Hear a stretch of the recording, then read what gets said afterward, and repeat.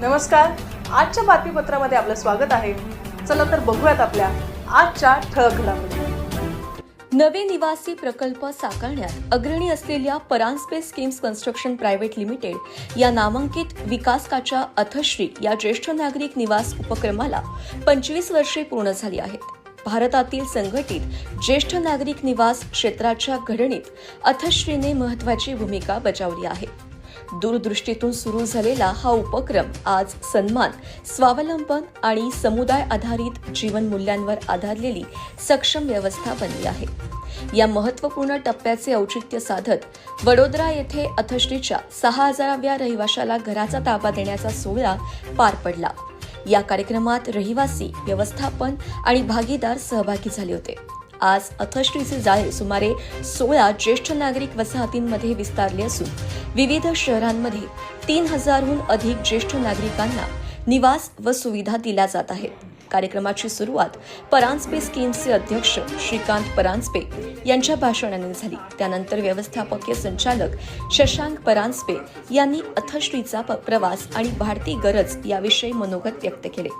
यानंतर अथश्रीमधील रहिवाशांनी सादर केलेल्या कला प्रस्तुतींनी या समुदायातील उत्साह आणि सक्रिय जीवनशैली अधोरेखित केली.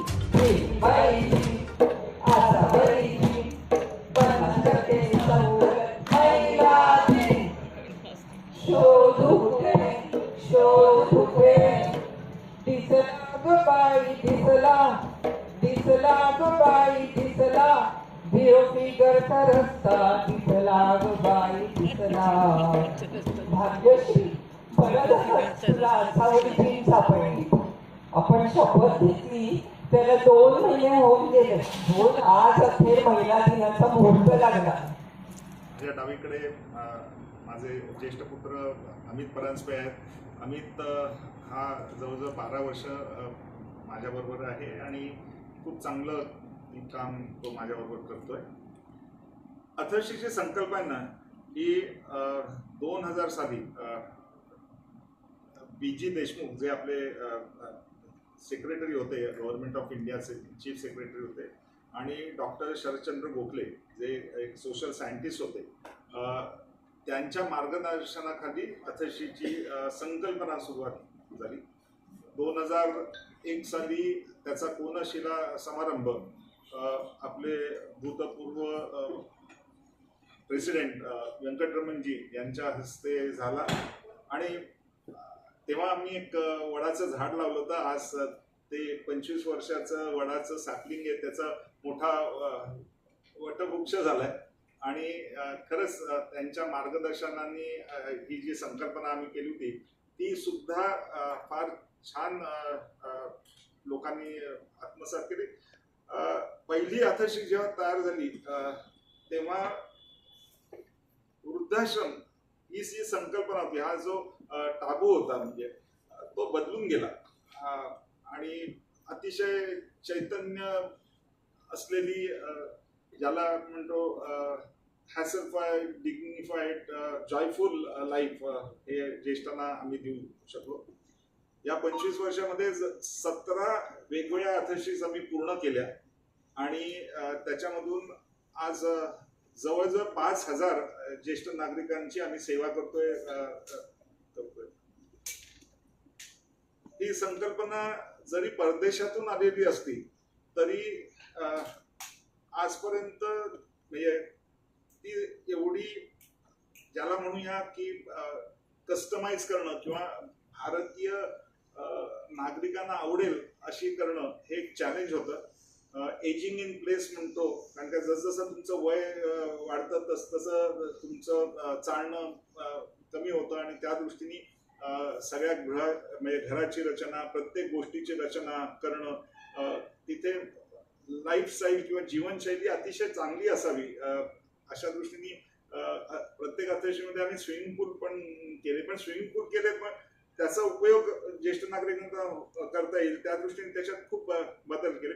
असे म्हणजे प्रत्येक कॉरिडॉरमध्ये प्रत्येक गोष्ट मी घेऊ शकलो आणि आज मी तुम्हाला नक्की सांगेन की कुठच्याही आमच्या अतिशयकरांचा तुम्ही इंटरव्ह्यू घ्या आणि ते भरभरून गोष्टी. भारतामध्ये 2050 पर्यंत 21% पॉप्युलेशन भारतातलं हे सिनियर सिटीजन कॅटेगरीमध्ये जाणार आहे. सो ही खरंच पुढे गरज आहे, पण ती गरज एक लाईफस्टाईल स्वरूपी असावी. कारण आम्ही बघतो की पहिल्यांदा जे आतश्रीमध्ये रेसिडेंट्स होते ते वय वर्ष 70 तेव्हा फ्लॅट विकत घ्यायचे.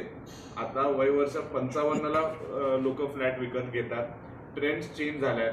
आधी टॉप फ्लोअर आहे हा नकोसा वाटायचा, ग्राउंड फ्लोअर हा पहिला विकला जायचा. आता पहिल्यांदा सगळे टॉप फ्लोअर विकले जातात कारण लोकांची राहण्याची पद्धत पण चेंज झाली. सो असे वेगवेगळे ऍक्च्युली चेंजेस होत जात आहेत आणि ते चेंजेस लक्षात घेता प्रत्येक पहिली आतश्री टू आता ही 17वी आतश्री उद्याच आम्ही पोझिशन देतोय बरोडामधल्या आमच्या सेकंड फेजचं. सो त्याच्यामध्ये आम्ही आता पिकल बॉल कोर्ट ऍड केलेलं आहे, जे ऍक्च्युली हा गेम सिनियर सिटीजनसाठी चालू केला होता आणि सगळे यंग मुलंच खेळतात. तर हा पहिल्यांदा आम्ही तिथे चालू करतोय.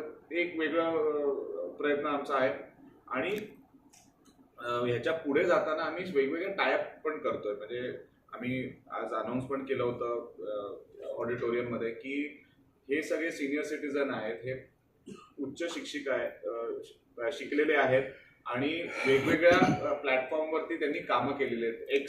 MD चेअरमन असे सगळे आहेत. सो त्यांना how can they contribute back to the society हा एक मोठा प्रश्न आहे त्यांना. आणि आम्ही वेगवेगळ्या बिझनेस स्कूल्स बरोबर टायअप करतोय, जेणेकरून ही लोक त्यांचं नॉलेज या स्टुडंट्स बरोबर शेअर करू शकतील. आम्ही तो मेंटरशिप प्रोग्राम म्हणतोय की आत्ताच आम्ही जे सन्मान केला तर आपले होमी बाबा रिसर्च ॲटॉमिक रिसर्च सेंटरचे सायंटिस्ट होते डॉक्टर फडणवीस. सो त्यांचा काय एक्सपिरियन्स आहे आणि ते काय प्रकारचं नॉलेज आज देऊ शकतात मुलांना.